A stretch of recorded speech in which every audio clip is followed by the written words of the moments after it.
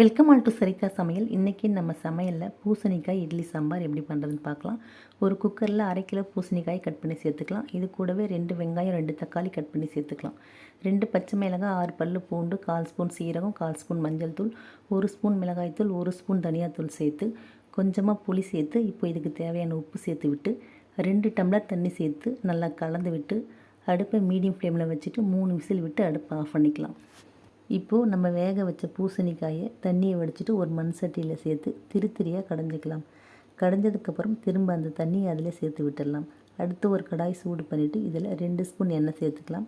இது கூடவே 1 ஸ்பூன் கடுகு உளுந்து, 1/4 ஸ்பூன் சீரகம், 2 காஞ்ச மிளகாய் கட் பண்ணி சேர்த்து விட்டு கொஞ்சமாக பெருங்காயத்தூள் சேர்த்து கொஞ்சம் கருவேப்பிலை சேர்த்து விட்டு எல்லாமே நல்லா பொரிஞ்சு வந்ததுக்கப்புறம் நம்ம கடைஞ்ச பூசணிக்காயை அதில் சேர்த்துக்கலாம். இப்போது இதுக்கு மேலே கொஞ்சமாக கொத்தமல்லி இலையை சேர்த்து விட்டு 5 நிமிஷம் கொதிக்க வச்சதுக்கப்புறம் சுவையான பூசணிக்காய் இட்லி சாம்பார்